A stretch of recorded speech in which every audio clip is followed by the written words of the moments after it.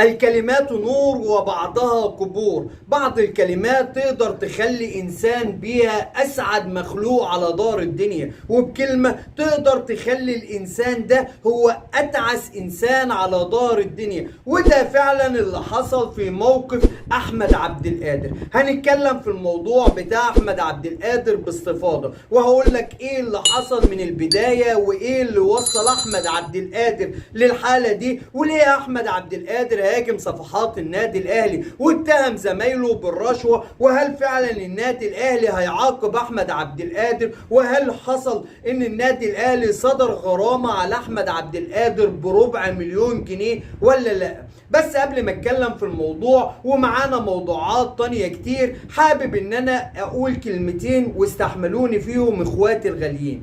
انا شخصيا نزلت فيديو على صفحتكم هنا على الفيسبوك، وكان عنوان الفيديو ده إعادة مباراة الزمالك والشباب، والناس دخلت شتمتني وسبتني، ووصل الموضوع للتجاوزات والغلط في الأب والأم حتى من غير ما يسمعوا الفيديو أو أنا بقول فيه إيه. كان الفيديو عبارة عن انتقاد لتصريح للمستشار مرتضى منصور اللي قال إنه هو هيعيد المباراة، وإنه كلم الاتحاد العربي بإعادة المباراة أو إلغاء الهدف اللي دخل في نادي الزمالك وتعتبر النتيجة التعادل. ده كان ردي في الفيديو ده. لقيت الناس كلها سواء اهلاويه او زملكاويه بمجرد ان شافت العنوان ايه الهبل ده وايه العبط ده وانت ابن تيت وتيت وتيت وتيت، كلماتكم هتتحاسبوا عليها. بس بتمنى من كل حد بيسمعني يا ريت تسمع الفيديو للنهايه، وبعد كده قيمني، قول لي انت ما تنفعش، انت كويس، انت بتكذب،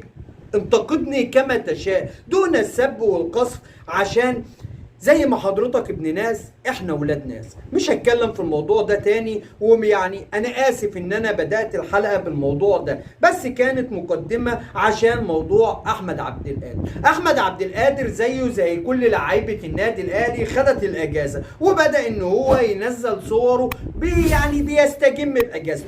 فبدأ بعض الناس ان هم يخشوا يغلطوا في احمد عبد القادر. انت بتاخد اجازة على ايه؟ انت تعبت في ايه؟ يا اخي ركز وروح اتمرن، انت اللي زيك المفروض ما ياخدش اجازه. بدأ التجريح في احمد عبد القادر والكلمات القبور اللي نزلت على احمد عبد القادر، لكن احمد عبد القادر اخطأ رغم خطأ بعض الشخصيات دي ان هي حاولت تستفزه او تقلل منه او حتى تجرحه. لكن احمد عبد القادر زي ما قلت اخطأ انه رد عليهم، لان ما ينفعش ان لاعب يرد على جمهوره، وخصوصا لما يكون الجمهور اللي بيرد عليه هو جمهوره هو وجمهور فرقته اللي بيلعب فيها واللي بينتميها. احمد عبد القادر دخل رد على سيدة او بنته وقال لها يعني خش المطبخ، وبدأت الدنيا تتفاعل على التعليق ده، وبدأوا يغلطوا في احمد عبد القادر بشدة. احد الصفحات خدت التعليقات وبدأت انها تقدم كنوع من انواع النصايح لاحمد عبد القادر، ولكن بطريقة فجة شوية، وده اللي خلى احمد عبد القادر يطلع ويرد على الصفحات ويقول الكلمتين اللي اتقالوا ان هم بيقبضوا من فلوس من اللعيبة عشان يمجدوا لعيبة، وبياخدوا فلوس من لعيبة تانية عشان يهدوا في لعيبة. طبعا احمد عبد القادر اخطأ قولا واحدا. احمد عبد القادر ما كانش ينفع يقول الكلام ده، لان احمد عبد القادر بكلامه اتهم زمايله اللي قاعدين معاه في نفس الأوضة، واحمد عبد القادر اتهم كل لعيبة النادي الاهلي، واحمد عبد القادر اساء للمنظومة كلها. طب احمد عبد القادر هيتعاقب؟ اكيد احمد عبد القادر ادارة النادي الاهلي مش هتسمح بالكلام ده. طب هو فعلا خد غرامة 250,000 جنيه زي ما اتقال على السوشيال ميديا؟ اقول لحضرتك باختصار مجلس ادارة النادي الاهلي ما اجتمعش غير عشان يقدم الشكر لسيد عبد الحفيظ او الكابتن سيد عبد الحفيظ، ويتولى خالد بيبو مكان سيد عبد الحفيظ، ووليد سليمان يمسك قطاع الناشئين. يعني ما كانش فيه مناقشات اصلا مع مدير الكرة الجديد خالد بيبو اللي لسه بيستلم عمله النهارده. يبقى الغرامة طلعت امتى؟ ده كان اول موضوعنا.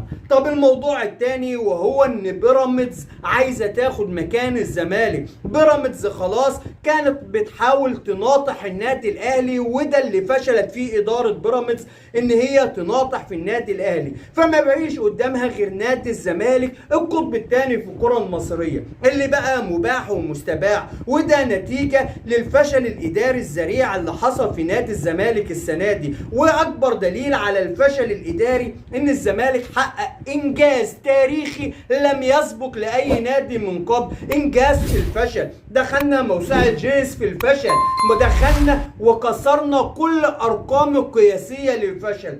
هل تتخيل معي عزيزي الزملكاوي ان الزمالك السنه دي بس خسر 8 بطولات؟ 8 بطولات الزمالك دخلهم ولعب فيهم وشارك فيهم وخرج منهم خالي الوفاض. نادي الزمالك 8 بطولات زي ما بقول لك، منتهى الفشل. 8 بطولات ايه يا عم انت؟ ايوه يا سيدي والله العظيم 8 بطولات.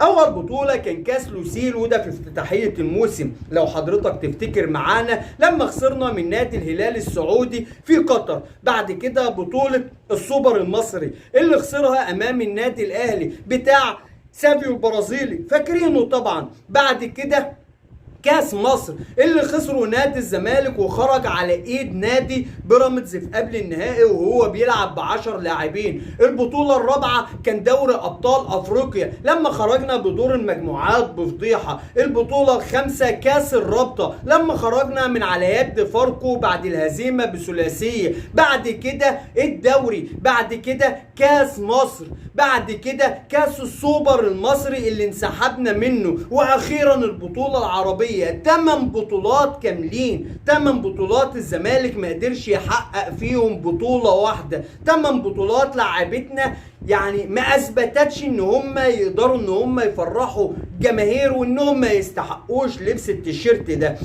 ومع ذلك نادي بيراميدز شاف ان الوضع مش مستقر في نادي الزمالك، وان حان الوقت انه يحل محل نادي الزمالك النادي التاريخي العملاق الكبير، النادي اللي تقدر تقول في حقه ما تشاء. نادي الزمالك صاحب البطولات والانجازات والتاريخ العريق، نادي بيراميدز عايز ياخد مكانه، فبدأ انه يخش في الصفقات المحتملة لنادي الزمالك زي محمود حمادة نجم نادي فاركو واللي الزمالك كان بيسعى ليه وبشدة. نادي بيراميدز داخل يخلص في الصفقة، والنهارده بيعلن عن ضم سيف يوسف أسامة نبيه، أنا آسف، وهيرجع يضم سيف يوسف أسامة نبيه في الفيديو المضحك اللي احنا شفناه كلنا. وبعد كده هيعلن عن سيف فاروق جعفر. مش بس كده، ده نادي بيراميدز بيحاول وبشتى الطرق انه يعمل حالة من البلبلة داخل إدارة نادي الزمالك، يعني بيحاول يستقطب كل نجوم نادي الزمالك في الفترة الحالية.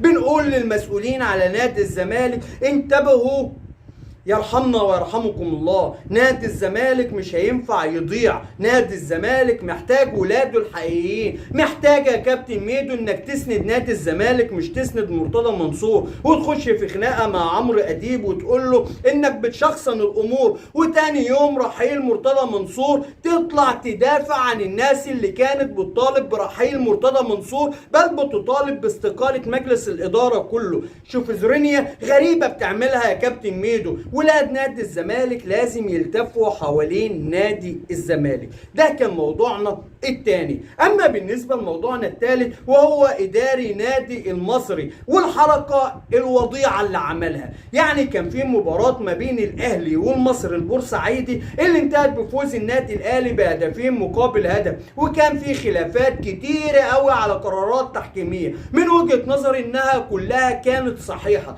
ضربه جزاء حسين الشحات صحيحه مليون في المية، الهدف الاولاني للمصري اوفسايد بنسبة مليون في المية. فكانت المشاكل واردة ما بين جمهور الاهلي وجمهور المصري اللي ما بينهم مصانع الحداد. لكن لما يبقى في اداري داخل النادي المصري يطلب تيشيرت النادي الاهلي من احد اللاعبين واللاعب يديله التيشيرت، ده كرم اخلاق من اللاعب وموقف يحترم من لاعب النادي الاهلي بدون ذكر اسمه. انما الاداري ده بدون ذكر اسمه هو الاخر خد التيشيرت واتجه نحو الجمهور وقطع تيشيرت النادي الاهلي وحطه تحت رجله في حركه ما تطلعش غير من انسان لا يمثل الا نفسه. مش هنغلط ومش هنقول الفاظ خارجه. الانسان ده كان هيبقى سبب في مجزره حقيقيه لو جمهور الاهلي بدا انه يتفاعل ويحصل مشكله، ونلاقي تاني اللي بيحصل قبل كده بيحصل تاني. ليه بنوصل للمرحله دي؟ انت بتشجع نادي المصري على عيننا وعلى راسنا،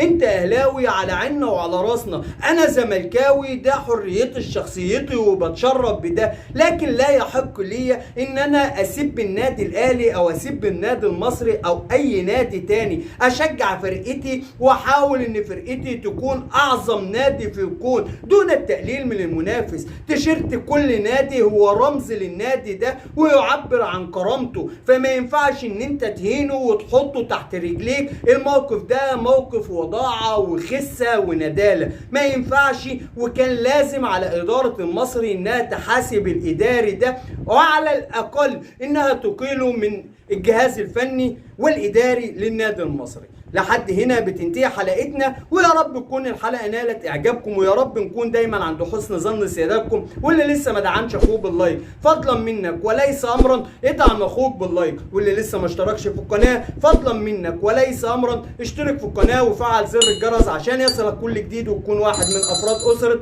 ملعب افندينا.